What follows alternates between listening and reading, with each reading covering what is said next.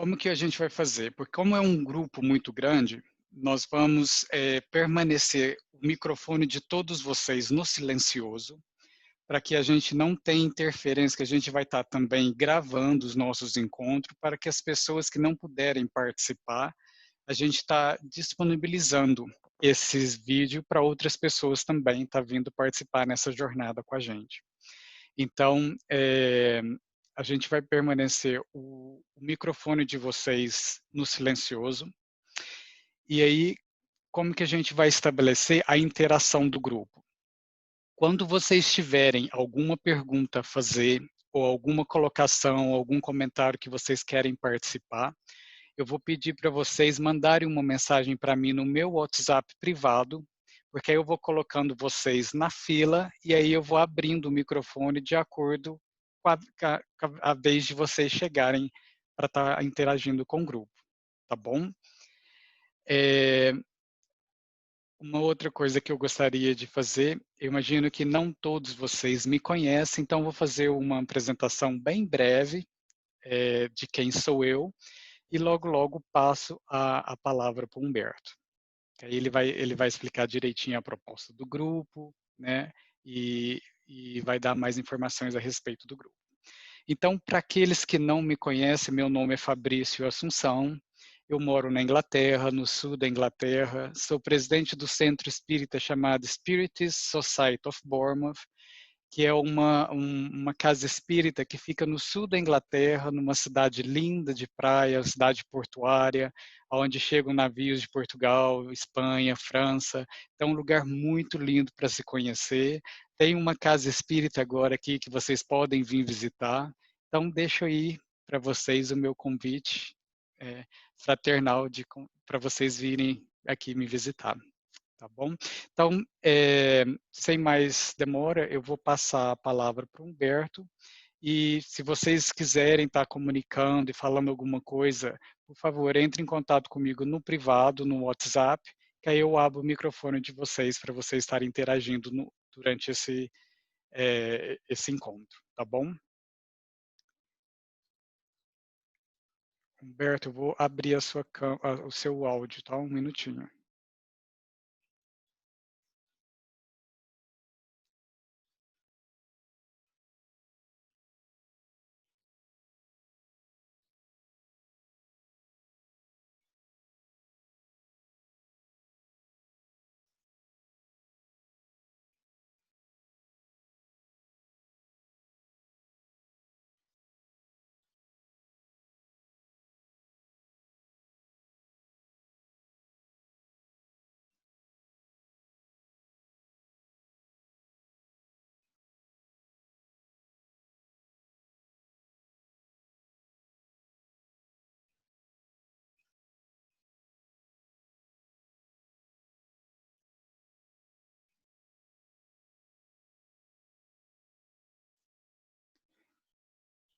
Humberto, eu acho que seu microfone ainda está no silencioso. A gente não está te ouvindo. Só um minutinho. Pronto, Humberto, agora tu pode falar. A palavra é tua. Funcionou? Estamos te ouvindo. Tudo bem? Então, em primeiro lugar, né, boa tarde ou boa noite aí aos amigos e confrades que estão acompanhando esse curso. Foi idealizado, em parte por inspiração do Marlon Reikdal, que também, além de me estimular bastante, ele deu como exemplo, né, o curso fantástico dele sobre a psicologia de Joana de Ângeles, fazendo sempre o contraponto com Kardec, que é um grupo realmente assim precioso. E o próprio Fabrício, que também solicitou ou insistiu até que a gente abrisse esse grupo, me mostrou a importância desse grupo, qual é a importância que ele poderia ter. Então, queria agradecer muito especialmente esses dois amigos por me fazerem crer que esse grupo seria importante, que a gente poderia trazê-lo à realidade. E muito bem-vindos a todos vocês, né? Espero que o grupo seja proveitoso. Qual que é a intenção do grupo? Nós falamos brevemente sobre isso ali na lista, né, de WhatsApp. A intenção do grupo é trazer luz de volta para o aspecto filosófico da doutrina espírita. É tão simples assim. Então, é um grupo de estudo, um programa de estudo despretensioso, não quer revelar nenhuma novidade, nem trazer nada que o espírita, em geral, já não saiba. A gente quer apenas dar a merecida ênfase, a suficiente ênfase para o fato de que o espiritismo é filosofia e não religião, ou não religião propriamente dita. A gente vai trabalhar com essas categorias daqui a pouco, mas uma coisa importante para nós, no estudo do espiritismo, na compreensão correta do espiritismo, é que a gente saiba o que exatamente é a filosofia espírita, o que é a ciência dos fenômenos mediúnicos, dos fenômenos espirituais, e o que é religião, enquanto religião é algo ligado a algum tipo de revelação. Tá? Se a gente tem clara a consciência desses três conceitos, aí a gente entende como eles interagem de uma maneira muito especial, única no mundo, talvez, né? Ou pelo menos até onde eu sei, única, que é a forma com que essas três coisas interagem no espiritismo, que tem um aspecto científico, um aspecto religioso e um aspecto filosófico, que é o aspecto dominante. Dominante não no sentido de ser o mais importante da gente, no sentido de ser o chão, de ser a ação do edifício, sendo que a religião pode perfeitamente ser o coroamento ou o propósito final, o resultado final desse edifício. O problema é que, mais recentemente, a gente desenvolveu uma compreensão de espiritismo um pouco reducionista, entendendo que ele é apenas religião, com a exclusão da sua dimensão filosófica, da sua dimensão científica, inclusive criticadas como intelectualismo inútil por muitas pessoas, né? E esse erro de compreensão, essa má formulação, ou esse erro conceitual sobre os fundamentos do espiritismo em favor de uma proposta mais, digamos assim, eu não vou evitar usar termos pejorativos, mas uma proposta mais puramente evangelizante, que é nobre e que é meritória, mas que, desvinculado da mensagem filosófica espírita e dos fatos, das evidências trazidas pelo estudo criterioso dos fenômenos mediúnicos, né, desvinculado disso, a proposta evangelizadora, ela não é melhor do que a proposta de nenhuma outra religião, de nenhuma outra proposta espiritual, e nós não temos um motivo para preferi-la a outras propostas que chegam a resultados parecidos.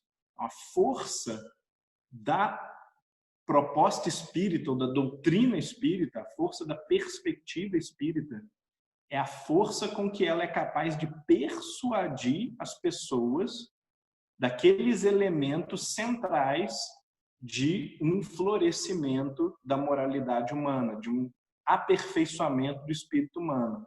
É a força com que o espiritismo consegue persuadir as pessoas de que a morte não existe, que a alma é imortal, de que existe um Deus bom e justo e sábio, onipresente, e que, portanto, nós podemos esperar uma mecânica justa, uma dinâmica justa do cosmos, e que as coisas elas vão ser colhidas conforme forem plantadas. E aí redunda também no conceito de reencarnação, em outros aspectos da doutrina espírita. Se a gente não entender que o centro do espiritismo, ou a raiz, o tronco do espiritismo, por assim dizer, é essa base conceitual, essa base de evidência empírica do fenômeno mediúnico, que dá suporte a convicções mais fortes e que não são crenças religiosas só, não são pontos de fé.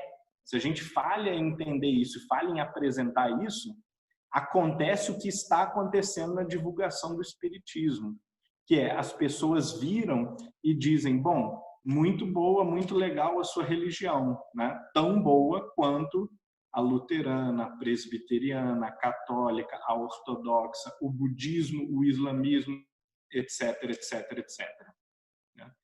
E o que o espiritismo pretendia ser, quando foi formulado, justamente não era ser uma opção no mercado das religiões, mas ser um método de investigação das alegadas evidências de fenômenos mediúnico-espirituais e, a partir dessa investigação, dessas evidências, a elaboração de um método persuasivo, criterioso, rigoroso, para que as pessoas adquirissem convicção, não crença pura, mas convicção racional, né? Tivessem convencidas de que imortalidade da alma, comunicabilidade com os espíritos, reencarnação e existência de Deus é a melhor hipótese, ou a melhor teoria explicativa da realidade que nos é dada. Se nós conseguimos chegar a esse ponto, nós conseguimos transformar as pessoas efetivamente através do espiritismo.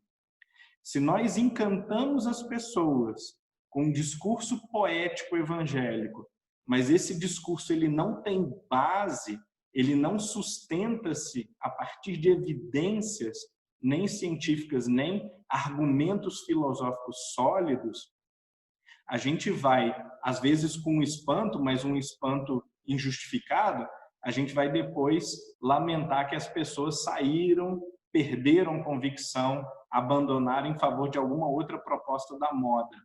Isso acontece sistematicamente, porque a divulgação do espiritismo, os grupos de estudo, as palestras, os livros até mesmo os livros, não estão enfatizando esse conteúdo que está na medula da proposta espírita, que é um conteúdo de uma cosmovisão racional, por assim dizer, uma cosmovisão racional que gera convicções no sujeito.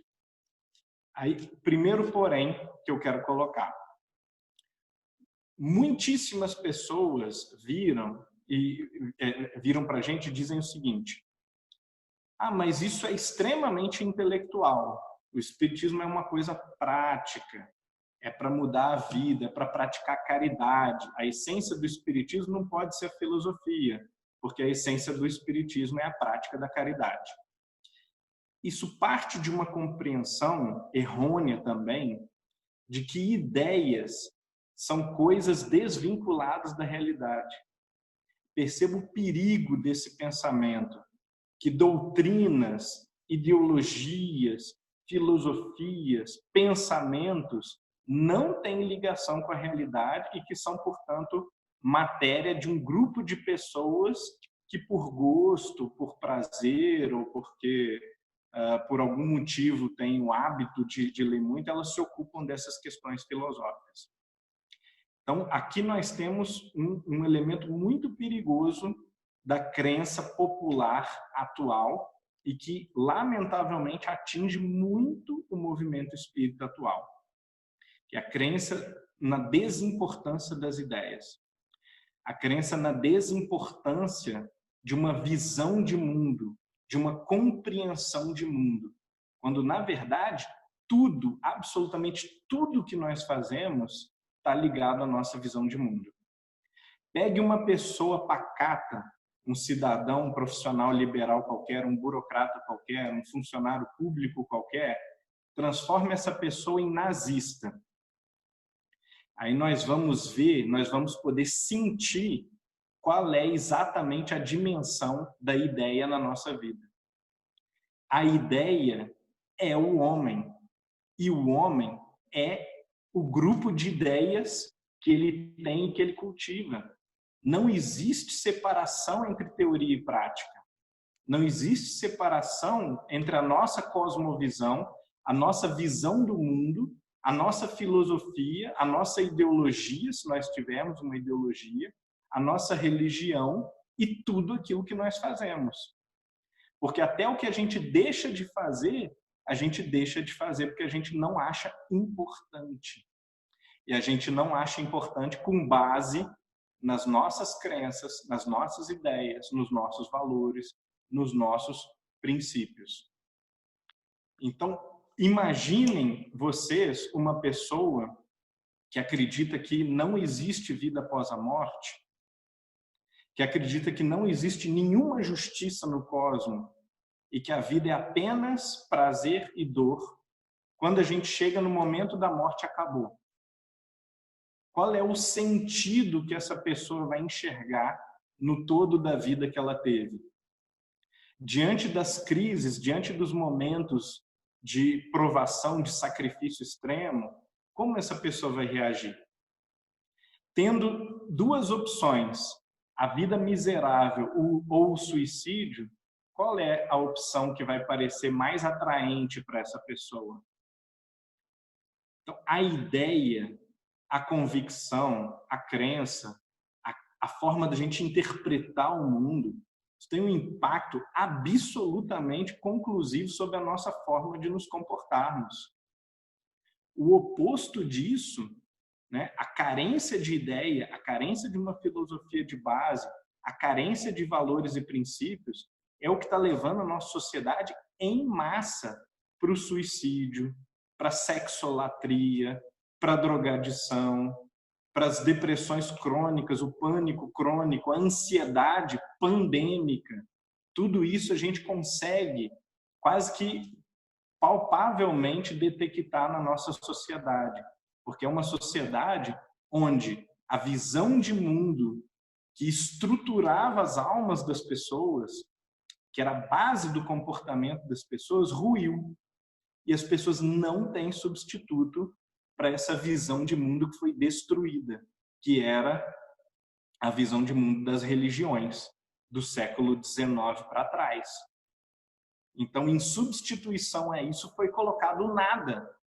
E o nada tem devorado o nosso coração, tem destruído e corrompido a nossa alma de uma maneira sutil e silenciosa, porque é uma corrupção que vem ligada aos prazeres, vem ligada aos convites do mundo, às vezes ao lucro monetário, porque quando a gente abandona os valores, a primeira coisa que acontece pode ser boa, pode ser aparentemente boa, que é a liberalização sexual extrema, né? Ou seja, a libertinagem, pode ser o abuso de certas situações de poder. Eu não tenho mais que me justificar com ninguém, eu faço o que eu quiser, né? E aí por diante, pode ser o consumismo, né? Uma vida que é regrada pelo dinheiro, ao invés do dinheiro se tornar uma ferramenta para pessoas, pessoas se tornam ferramentas do dinheiro. Então, tudo isso nós estamos vendo de maneira clara, transparente, há 150 anos. A sociedade materialista nos ofereceu uma vida que é gostosa, mas ruim. Tentadora, mas pior, na maioria dos seus aspectos apresentados. Então, a gente precisa erradicar de nós, extirpar do nosso espírito, a ideia de que os nossos sentimentos, as nossas crenças, as nossas ideias, os nossos princípios e os nossos valores não têm efeito prático. Não existe nada que aconteça no campo prático que não parta de uma decisão.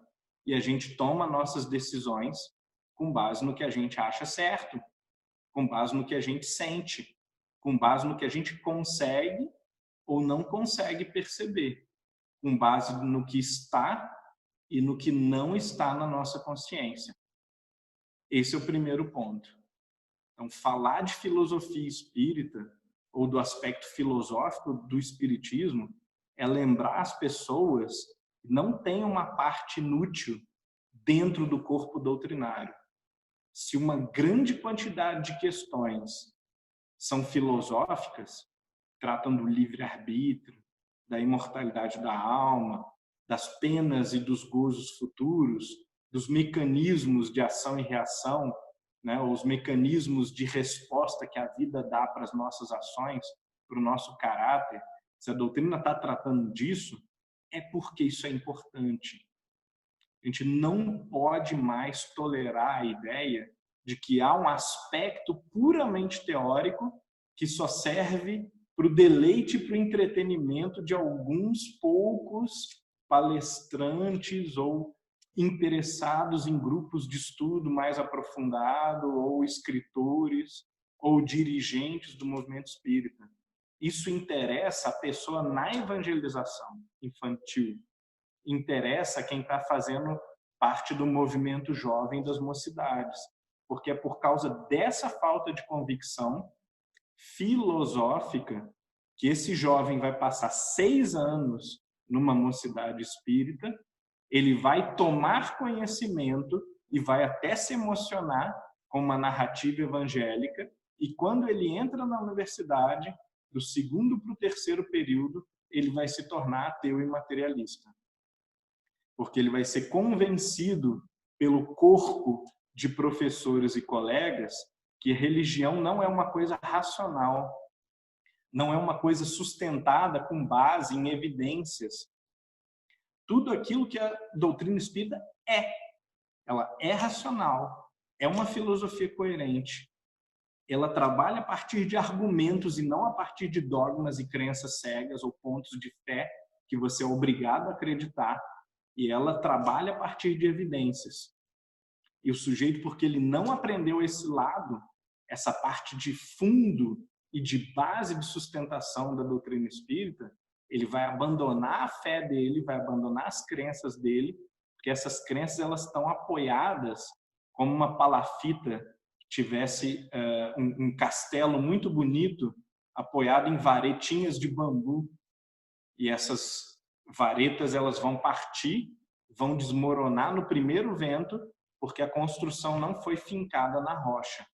Então nós temos que entender o valor da teoria, o valor da ideia, porque ser espírito é pensar, basicamente, e sentir. Então a ideia é a vida do espírito. Nós precisamos valorizar isso tremendamente mais dentro da nossa prática e dentro da vida do movimento. Segundo ponto, então, que eu gostaria de tocar, né? Tendo entendido que isso é importante, vamos à divisão dos conceitos de filosofia, ciência e religião. Porque a gente confunde esses conceitos e é na confusão desses conceitos que a gente derrapa e troca as bolas e mete os pés pelas mãos, acaba não entendendo direito o que a gente está fazendo. Tá? Então, filosofia como dizia, por exemplo, um filósofo chamado Hegel, é o fechamento teórico que dá sentido para a vida. É a soma de todas as conclusões que a gente pode extrair racionalmente dos fatos que a vida nos apresentou. Ok? A filosofia ela é uma tarefa que a gente pode dizer assim, que ela é sistemática. Ela quer reunir e integrar tudo aquilo que passa pela nossa vida, pela nossa consciência. Ela, portanto, não trabalha com fenômenos específicos, mas ela trabalha com o sentido da vida, com aquelas questões capitais que estão na integração da vida com o mundo. Qual é a origem de tudo? Para onde as coisas estão indo? A gente ouve essas questões, às vezes até de criancinhas, porque a razão que está nas criancinhas de 3 anos, de 5 anos, faz com que eles queiram respostas para o sentido e para o propósito da existência delas. É a partir dessa preocupação, desse tipo de preocupação, aliás, que vai vir a filosofia. A ciência, bem ao contrário, embora muita gente confunde e ache que é a mesma coisa, ciência não é filosofia, porque a ciência não está interessada na integralidade da vida, no conjunto explicativo e justificador do porquê da vida. Né? Livrinho, aliás, de Leon Denis, que é muito recomendável, né? O porquê da vida. O sentido da vida, o porquê da existência, qual é a origem de tudo, a causa primária de todas as coisas. Ciência não pode lidar com esse tipo de problema. E nós, na sociedade atual, às vezes, nós permitimos ser enganados por cientistas que tratam desses problemas filosóficos e também de problemas religiosos. Então, cientista fulano de tal disse que Deus não existe. E se a gente tivesse suficiente educação filosófica, a gente saberia que a ciência não pode se pronunciar sobre a integralidade do todo. A ciência se pronuncia sobre fenômenos particulares. Eletricidade. Aí você vai ser um cientista disso. Né? As leis que regem a reprodução dos insetos. Você vai ser um cientista disso. Né? As leis da meteorologia, da previsão do tempo. Você vai se especializar neste fenômeno, nesse nicho, né? Nunca olhando para o todo. Quem olha para o todo é o filósofo. Por quê? Porque o método da ciência é olhar com o microscópio ou telescópio sobre um objeto, para um objeto. E o método da filosofia é olhar para o panorama e juntar o panorama no sentido, tentar explicar o panorama todo da nossa vida. E a religião? A religião é um outro grupo de pensamento muito particular, tem pouco a ver com a filosofia e com a ciência, porque ela está baseada sempre em algum tipo de revelação. O que é uma revelação? É um contato de lá para cá. Quando a ciência tenta olhar do lado humano e explicar as coisas particulares, a filosofia também é um olhar humano tentando explicar as coisas no conjunto. A religião, ela parte de uma comunicação de lá para cá. Todas, a gente pode observar qualquer uma, parte de um fenômeno de revelação não, claro, de aparição, de visão, de audição, de sonho, ou de alguém que diz ter atingido uma iluminação, diz, olha, eu fui lá do outro lado, eu vi, ouvi e me iluminei. Eu vou contar para vocês como é que é. Vou explicar para vocês como é que os anjos que falam comigo, como é que os budas que falam comigo, ou como é que eu que tive um sonho, saí do corpo, fui lá nas alturas celestiais e vi como é que é o lado de lá. O que é que Deus espera de nós? Qual é a mensagem que Deus tem para nós? Qual é a mensagem que os espíritos, os anjos, as entidades têm para nós? Todas as religiões, portanto, elas partem de um contato com o mundo invisível, com o lado de lá, o além-túmulo, tá? Então, nós temos uma questão muito delicada. A religião, diferente da ciência e da filosofia, ela tem uma tendência maior à autoridade. Embora ela tenha o lado positivo, de ver um lado sublime e maravilhoso da vida, divino, uma luz encantadora do céu, do paraíso, ela tem esse lado negativo, que é geralmente exigir a importância superlativa da sua revelação. Uma importância absoluta para a sua revelação. Então, religiosos apontam para a sua Bíblia, para o seu Corão, para as experiências particulares que o Buda teve, né, com a iluminação dele, e os religiosos vão dizer, isso aqui é indiscutível, é absoluto, e é uma verdade que não pode ser questionada, geralmente. Né? O certo não seria, mas geralmente é assim. Mais importante ainda, às vezes o revelador não pensa assim. O revelador, né, o iluminado, o profeta, às vezes ele tem pensamento crítico, geralmente tem, né? Geralmente ele é muito humilde, está muito aberto à discussão, muito aberto a ser questionado, mas assim que ele morre, os seus discípulos, eles começam a brigar entre si, começam a brigar pelo espólio, pela herança do revelador, e aí cristalizam, dogmatizam e fecham a doutrina que foi revelada pelo profeta, pelo iluminado, ou pelo santo, pelo criador daquela religião. Isso é tão comum que a gente vai identificar quase sempre em todas as religiões, invariavelmente, um empobrecimento entre a mensagem do revelador e já a próxima geração. 30 anos depois da morte do Buda, os budistas estavam brigando entre si, tentando criar duas linhas de interpretação diferentes, né? Décadas depois da morte de Jesus, né, muito poucos anos depois da morte de Jesus, Paulo estava lá discutindo com Pedro e Tiago. E depois disso, nós temos múltiplos evangelhos, alguns canônicos, outros apócrifos, e nós não sabemos exatamente o que aconteceu, porque cada um queria contar a sua história do seu jeito. Isso é o ser humano. O ser humano abaixa o nível.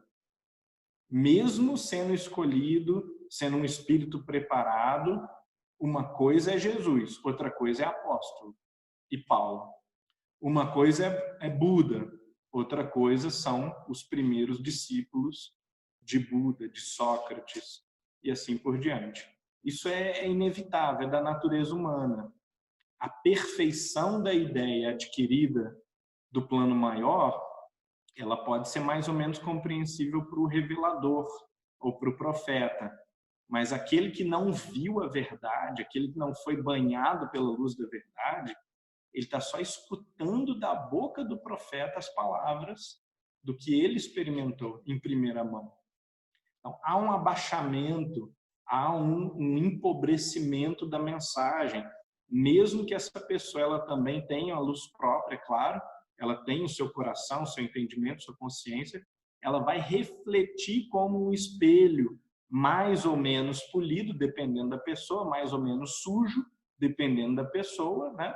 Aquela verdade que lhe foi transmitida pelo sábio, pelo santo, pelo profeta, pelo revelador primário.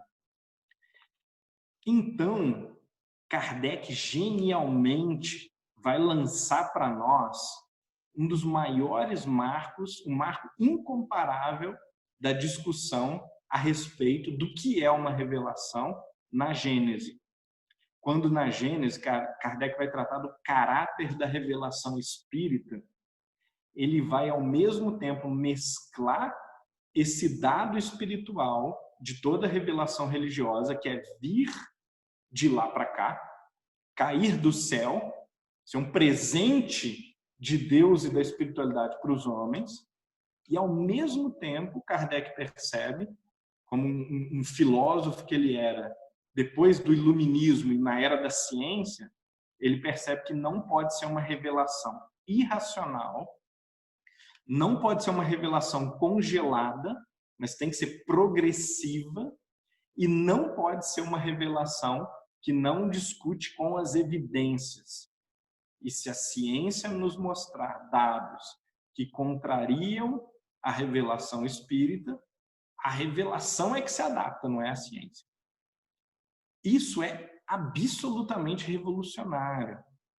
Depois de Kardec, 100 anos depois, 150 anos depois, nós não vimos uma outra expressão de revelação espiritual ser feita exatamente nesses termos. Então, a gente precisa parar e precisa absorver todas as implicações, todo o peso dessa nova perspectiva. O que é, então, uma revelação espírita? Qual é o seu caráter? Por que ela difere das outras revelações religiosas? E por que essa diferença, sendo tão grande quanto a gente vai ver lá na Gênesis, é uma diferença tão grande que vai quase impossibilitar a gente de dizer que o Espiritismo é uma religião. E não obstante, Kardec, até certo ponto, acha que é uma religião, num sentido, de novo, muito filosófico da palavra, num sentido de conexão com a espiritualidade, num sentido de ligação com o mundo maior, num sentido de resgate, né, do vínculo com a vida, com a natureza, com o cosmos e com Deus. Nesse sentido, é uma religião. Mas, mesmo assim, é uma religião de caráter diferente. E nesse texto da Gênesis, Kardec vai observar que é uma religião progressiva, baseada em hipóteses e teorias. E aqui é importante a gente observar, porque muitos espíritas confundem isso. São hipóteses e teorias São o melhor extrato que Kardec conseguiu tirar da comunicação dos espíritos sobre aqueles pontos. Nenhum ponto da doutrina espírita é inalterável.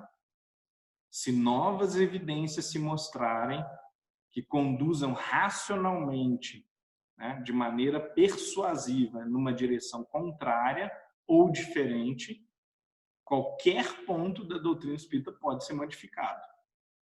Então, reencarnação, imortalidade da alma, qualquer ponto está aberto à discussão.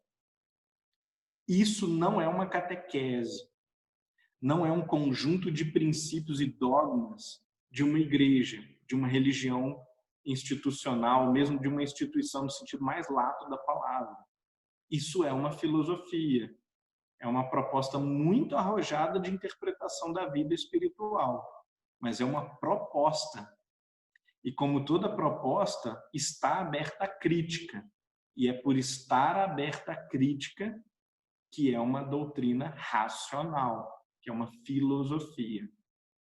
No momento que a gente fechar e transformar isso numa catequese, empacotar e vender para a pessoa numa palestra, num livro, como uma catequese, você tem que acreditar nisso, nisso, naquilo. Nós estamos matando, cortando as raízes da natureza filosófica do espiritismo e da natureza racional do espiritismo. Ok? Então, eu tenho consciência que estou sendo um pouquinho repetitivo, talvez, mas eu queria que as ênfases elas fossem dadas nos lugares corretos. Vamos considerar que, então, eu tenho uma colinha aqui, né? Vamos considerar onde que aparece, essencialmente, a tal da filosofia espírita. Primeiro lugar, aparece em todo lugar, porque se é uma visão da vida, se é uma visão do mundo, se é uma visão da integridade, da integralidade da natureza, de tudo que existe, ela está nos seus mínimos detalhes. Então, aquelas pessoas que acham, por exemplo, que tem umas partes de alguns livros de Kardec que não são muito importantes, ou então tem alguns romances que não acrescentam nada, essa pessoa falhou em observar o que aquela obra está trazendo. Às vezes o romance ele está trazendo não é nenhuma ideia nova que não está lá na doutrina. Às vezes o que o romance está trazendo é a sensação que a teoria não proporciona. Então você aprendeu pela teoria questão número tal, foi no livro dos médiuns, você viu como é que é o fenômeno, foi no evangelho, você viu a interpretação dos evangelhos, beleza, você entendeu a doutrina, muito bem. Aí você vai abrir um romance e vai falar assim, mas isso tudo eu já sei. Eu sei que reencarnação existe, eu sei da lei das afinidades, das antipatias, das desafinidades, eu conheço a lei dos fluidos, mas naquele romance, às vezes você vai visualizar artisticamente e você vai sentir na vida das pessoas, nos dramas que as pessoas estão passando ali, que os personagens estão passando, você vai sentir o funcionamento da lei de causa e efeito, da lei de afinidades, da lei dos fluidos. Então, é muito importante que a gente entenda que dentro da proposta integrativa de uma filosofia, como é a doutrina espírita, tudo pode ser importante. Só não é importante, às vezes, aquilo que a gente não consegue levar à luz de uma explicação integrada ao resto da doutrina. O resto é tudo importante. Cada coisa pode contribuir com o nosso entendimento do mundo.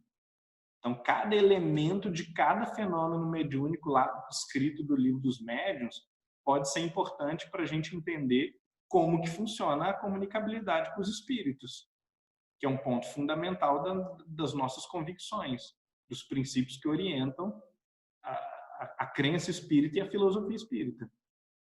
Então, se a gente não sabe que é possível, né, a bicorporeidade, isso tem consequências práticas também. Isso não é um assunto esotérico ou um assunto teórico desvinculado da realidade.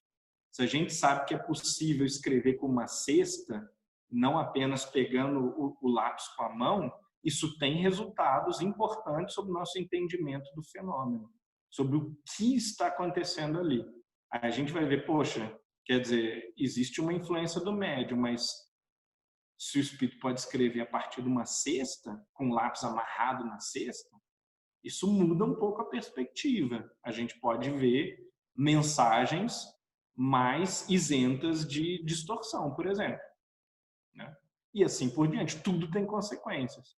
A gente que às vezes não está com o olho treinado para ler as consequências. E aí a gente às vezes um pouco irresponsavelmente ignora alguns aspectos doutrinários que nos parecem irrelevantes ou detalhes que são assim detalhes só da curiosidade, né? E muitas pessoas se referem até a pontos centrais da doutrina espírita dessa maneira. Não, reencarnação não é importante, né? Saber algo sobre suas vidas passadas é uma mera curiosidade. Essa pessoa não entendeu nada da doutrina, porque ela sabe que com o progresso da evolução espiritual, os espíritos adquirem maior e maior lucidez sobre aquilo que na psicologia seria o inconsciente e na doutrina espírita seria o patrimônio, a bagagem acumulada das suas vidas passadas, suas experiências passadas e das influências que estão acontecendo agora em relação a outros espíritos e outras pessoas encarnadas. Então, como que isso pode não ser importante? Se a evolução do espírito caminha nessa direção, caminha na direção de nós termos cada vez mais lucidez e memória e uma relativa clareza quanto ao que aconteceu, quanto ao que nós somos e para onde nós estamos indo, né? Se os espíritos superiores, como diz a metáfora lá, né, eles estão olhando a vida como se estivessem do alto de uma montanha e podem julgar em perspectiva e de maneira integral aquilo que nós ali no fundo do vale, na estradinha obscura, não enxergamos, então quer dizer que, idealmente, a gente tem que entender do processo do fenômeno. E a gente tem que entender a nós mesmos. E temos uma consciência cada vez melhor disso, daquilo que nós somos, daquilo que nós fomos.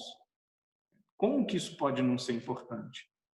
E aí é um infinito. A gente pode acrescentar 1, 2, 40 temas aqui e considerar qual é a importância que eles têm dentro da função que eles preenchem naturalmente.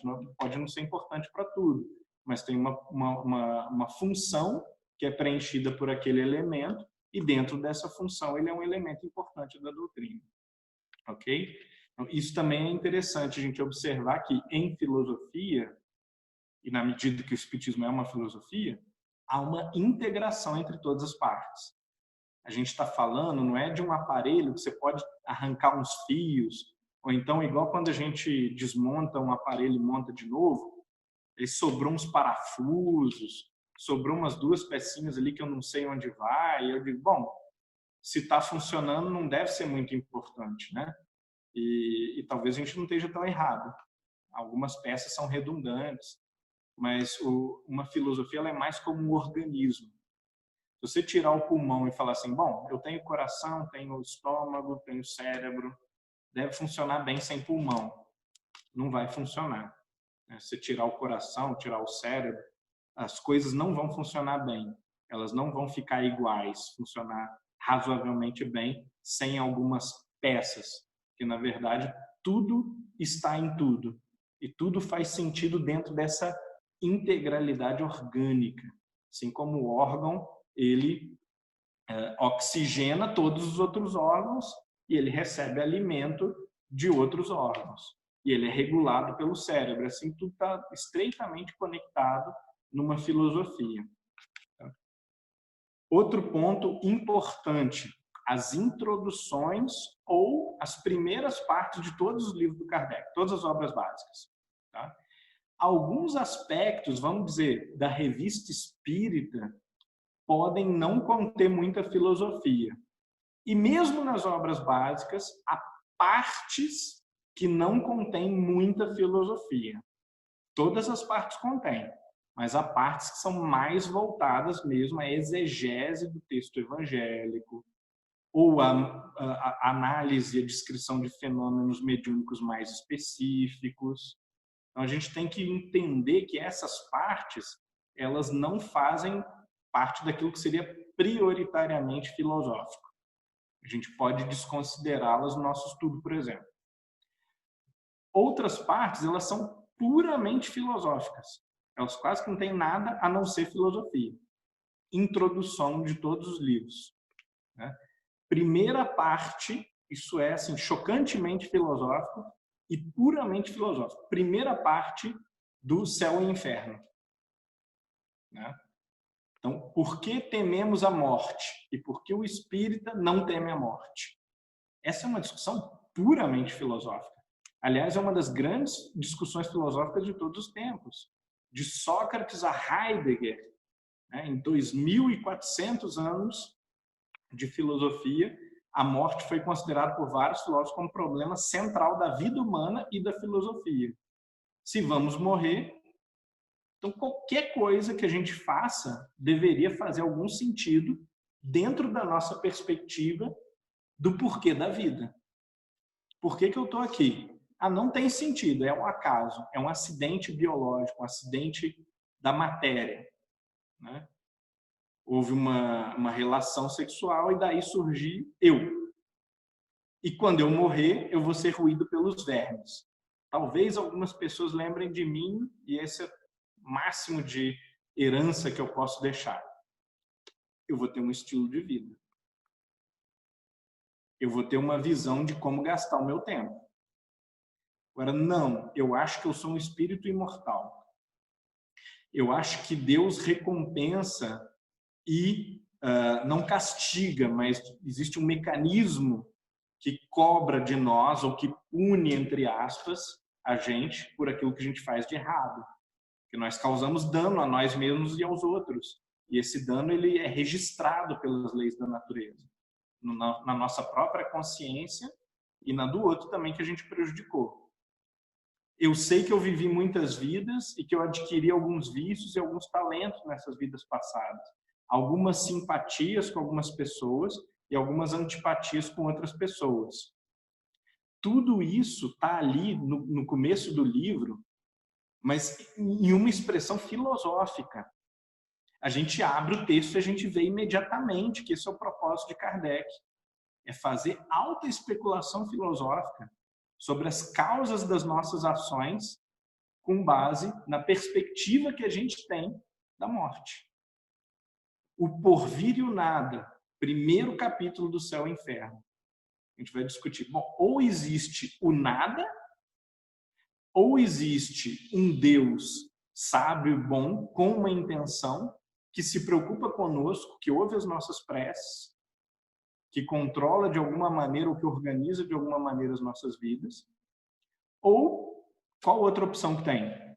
Aí Kardec aventa lá o panteísmo.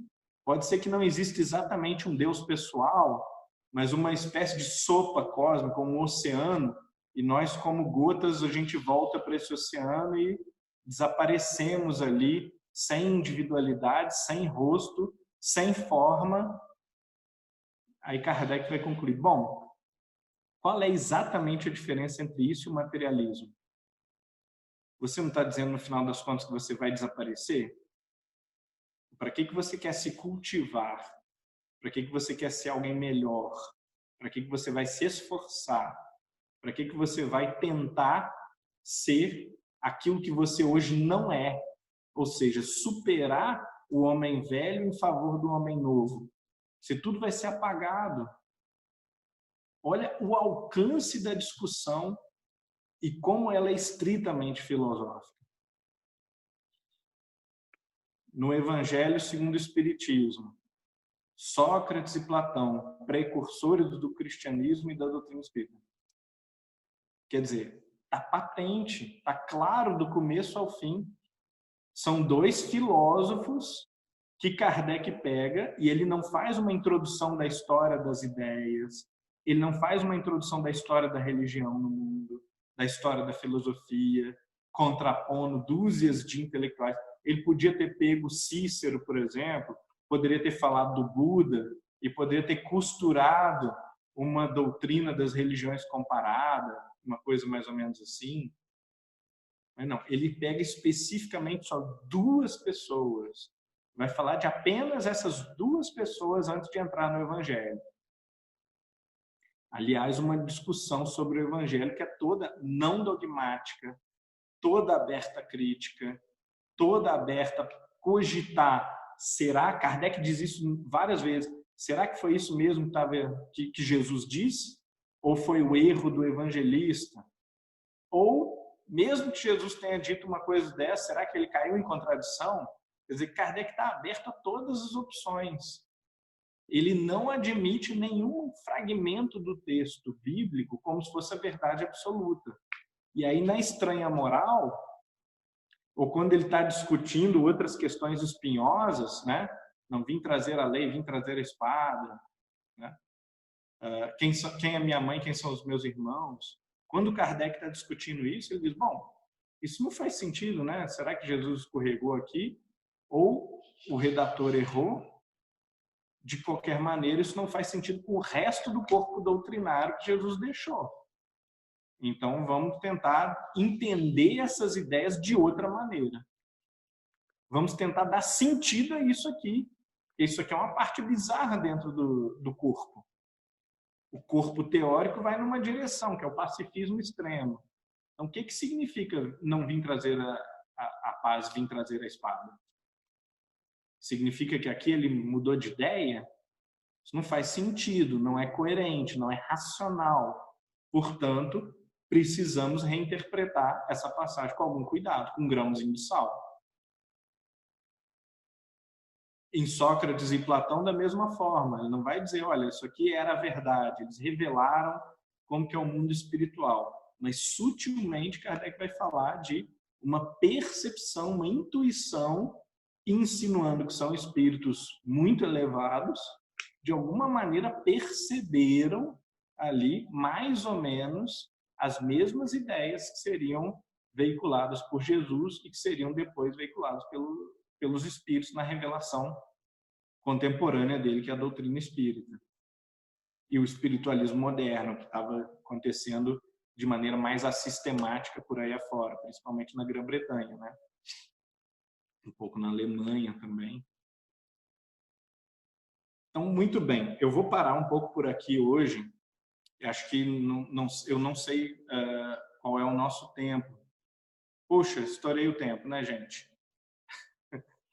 Acho que foi uma introdução assim um pouco mais justa, mais apertada, mas eu vou tentar na semana que vem falar menos da metade do que eu falei hoje e deixar o debate mais aberto, tá?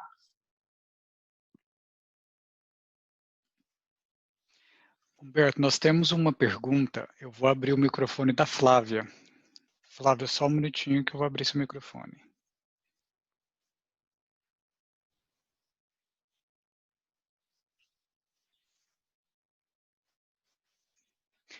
Flávia, pode falar. Abriu aqui o microfone. Humberto, parabéns aí pela tua palestra, muito bacana te ouvir, não te conhecia, gostei demais aí do grupo, gostei demais da explanação. Eu, quando vou explicar esse tema para alguém mais jovem, alguém que está começando na doutrina, eu falo que é um tripé racional para a gente entender o espiritismo, que é a filosofia, a religião e a ciência, né? A ciência como um método, que a gente usou o método de observação, o empirismo, a partir da análise dos fenômenos espíritas. Então, eu peço para eles racionalizarem da seguinte maneira, né? Que a filosofia se ocuparia de o porquê, a ciência do como, e a religião, a epifania, a revelação, né? E que em cada momento o espiritismo nos vai atender com cada um desses tripés de maneira mais sólida, né? Ou no momento da nossa vida, ou da nossa trajetória, a gente vai se calcar mais no como, ou no porquê, ou mesmo nessas revelações que vão acontecendo em caráter tanto individual como em caráter coletivo. Então, você, dentro da tua explanação, você acha que estaria correta à luz do teu entendimento, dos teus estudos, essa minha simplificação, essa minha condensação para tentar explicar para pessoas, às vezes, que estão começando no estudo da doutrina espírita, da gente colocar o como, o porquê e a epifania como os caminhos para a gente entender esse tripé? Como você analisaria essa minha pergunta, Humberto? Obrigada. Oi, Flávia. Olha só, eu acho perfeitíssimo. Eu acho que é exatamente isso, tá? A gente poderia, sim, chamar de epifania e poderia também usar as palavras um pouco mais viciadas, né, pela tradição cristã, seria o amor, a fé, a caridade, a esperança, né? Quer dizer, seria a magia da vida, o encanto da vida, sem qual nós também não vivemos bem, nós vivemos miseravelmente sem isso.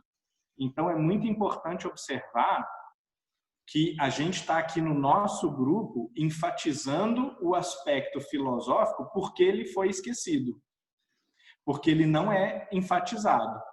Isso não significa que ele seja mais importante do que a coleta de evidências em favor da comunicabilidade dos espíritos da imortalidade da alma, que é um fundamento essencial para a nossa convicção e para que seja uma convicção racional, né? E também esse momento de epifania, esse momento de conexão, de retorno a Deus, né? Ou esse movimento de mergulho num estado bem-aventurado, num estado mais luminoso da vida, que no final das contas é o nosso objetivo, né? E sem o qual a nossa filosofia mundana, digamos assim, quando ela está divorciada da religião, ela mostra ser também muito pobre, muito árida e às vezes encaminhar o sujeito para o mal até, né? Quando ela é uma filosofia, por exemplo, que sugere o niilismo. Certo, muito legal. Obrigada aí do teu contraponto, muito legal, muito obrigada. A gente estava discutindo outro dia, eu e minha irmã, por que será que houve, no dado momento da codificação, o fenômeno das mesas girantes, né? Se você lembrar, assim, tem até no romance do Lev Tolstói, ele coloca no Ana Karenina as mesas girantes, e hoje você não encontra mais mesas girantes. Então, a minha irmã, que ela é uma grande pensadora, ela falou, olha, provavelmente para a codificação, 1850, era muito importante para Kardec aparecer um fenômeno material que ele pudesse estudar cientificamente. Então, naquele momento, precisou de uma base científica de observação para alavancar o estudo filosófico e religioso, né? Uhum. E eu acho que essa transposição histórica de que, em dados momentos, o espiritismo tem um aspecto mais ciência, às vezes mais filosofia, às vezes mais religião, tanto na linearidade da história do espiritismo, quanto na linearidade da história de cada um de nós, né? Eu achei interessante essa observação da minha irmã, da Cristiana, e acho que vale mesmo. Eu acho que mais um pouco, Humberto, vai ter um novo boom de ciência em cima da espiritualidade. Eu acho que quando as nossas máquinas aí de ultrassom, raio-x, ressonância começarem a conseguir ver o perispírito, eu acho que mais algumas décadas aí a tecnologia vai conseguir esse padrão de materialização, né? Acho que eventualmente a gente parte para um novo fluxo aí de ciência, né? Vamos ver. Mas muito obrigada. Deixar aberto aí para os outros colegas do estudo. Obrigada aí das suas considerações. É bacana a gente pensar junto, né? Ver as diferenças e ver as novas chaves aí de interpretação. Então, vou fechar aqui meu microfone e deixar para os outros colegas também. Muito obrigada, viu, Humberto? Obrigado a você. Então, nós vamos abrir só para mais uma pergunta, porque hoje nós extrapolamos um pouquinho o tempo. E aí, se alguém tiver alguma questão que precisa ser respondido, passa para mim no privado, que aí o Humberto começa a sessão do próximo encontro respondendo essas perguntas, tá bom? Vamos combinar assim. Então, eu vou passar a vez para a Jussara, e depois a gente vai fazer uma oração de encerramento. Só um minutinho, Jussara.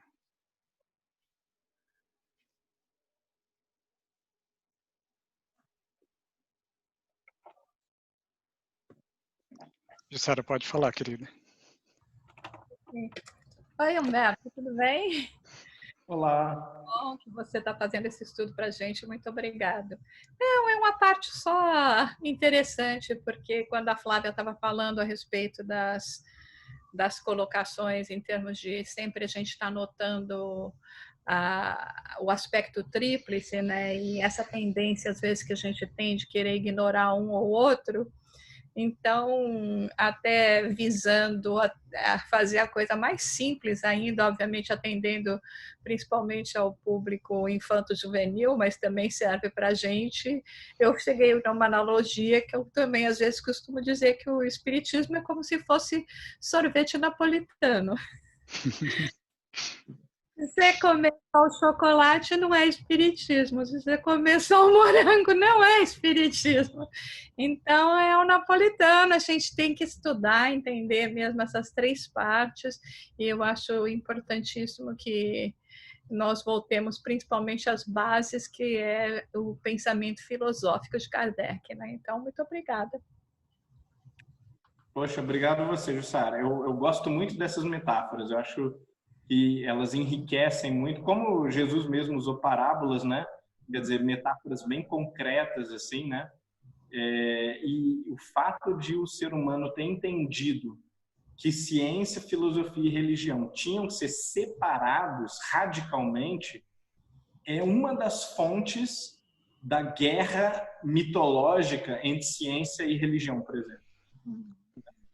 Do grande mito de que para você ser um cientista, você precisa ser ateu. Quando, na verdade, a gente nota que Descartes e Bacon, que formularam o método científico, eram sujeitos extremamente religiosos e formularam o método científico pensando em religião, pensando que eram escolhidos por Deus para uma missão de criar a ciência moderna. Olha que interessante. Newton era uma das pessoas mais religiosas de todos os tempos, né? O co-criador do cálculo também, que é Leibniz, e que é um dos sujeitos mais religiosos de todos os tempos, sem falar em Platão, Sócrates e Aristóteles.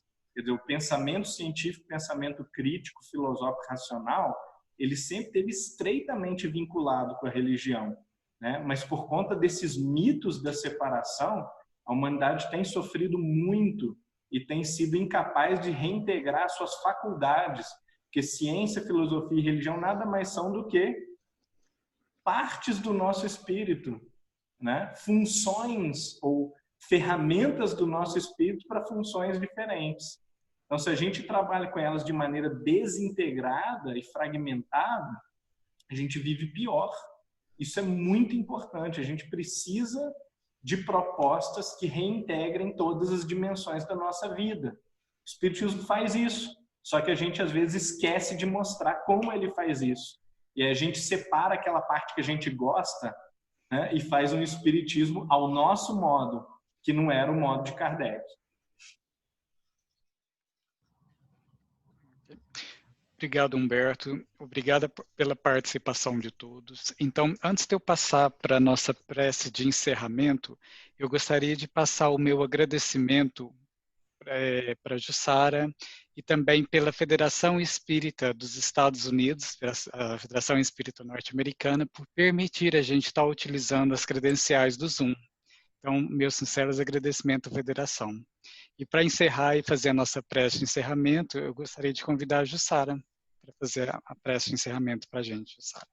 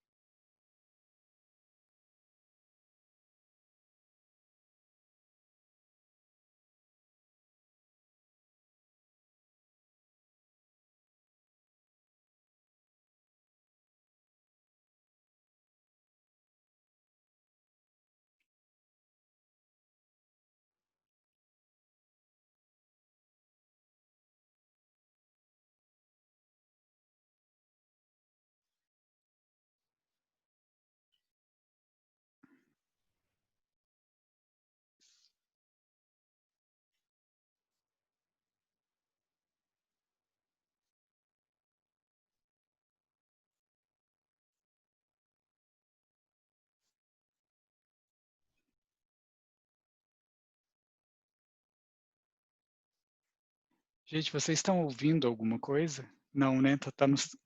Acho que nós perdemos a Jussara. Só um minutinho.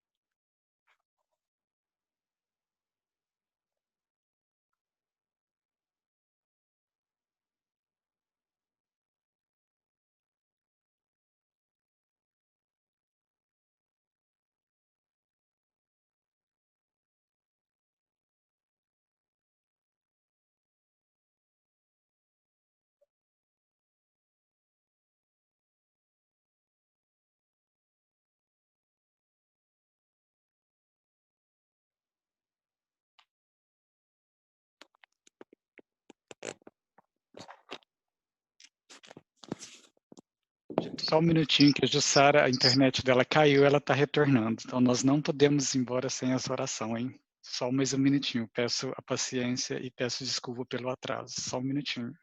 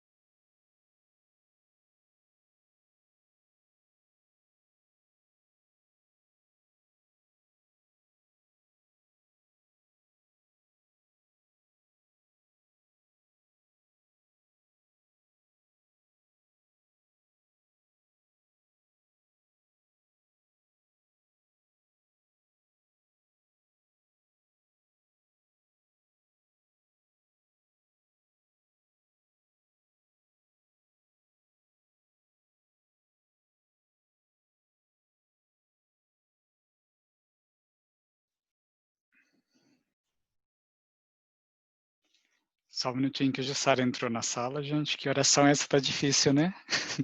É porque essa vai ser boa, gente. Segura aí.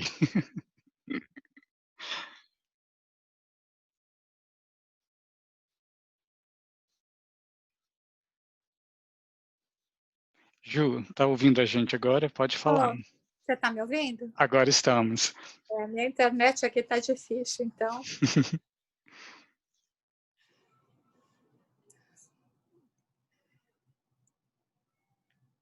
Elevamos o nosso pensamento em gratidão a nosso mestre leonês, Allan Kardec, pelo esforço, dedicação, por não medir esforços para trabalhar na renovação da humanidade, vencendo os preconceitos do seu tempo. Abençoados somos por esta bendita doutrina, pela luz que traz em nossas vidas o esclarecimento que mata a sede de conhecimento de nossas almas imortais e que nos guia por um caminho seguro, pelo caminho do pensamento racional, do entendimento das leis de nosso Pai Criador, seguindo nas pegadas e no exemplo de nosso Mestre. Rogamos que outras oportunidades como essa nos sejam dadas para que, ao aprofundar o conteúdo de nossos estudos, possamos sempre nos lembrar que, acima de tudo, é necessário que pratiquemos em nosso dia a dia todos esses ensinamentos e que sejamos nós os multiplicadores dessas bênçãos da qual o mundo se encontra tão necessitado.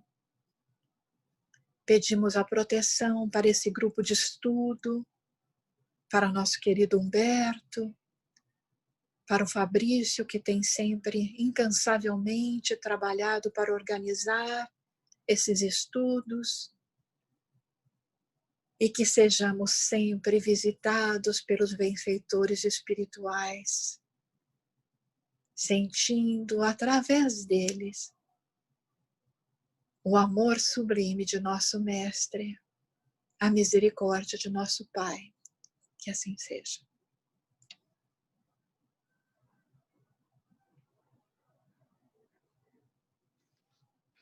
Amém. Humberto, você quer fazer alguma consideração final antes de eu fechar o grupo? Ou estamos... Não precisa, Fabrício, né? Agradeço a presença de todos e semana que vem a gente vai falar só 35 minutos para a gente debater mais. Ok. Pessoal, então, um beijo no coração de todos vocês, um abraço fraternal e vejo vocês no próximo encontro na quinta-feira. Um grande beijão. Tchau, tchau.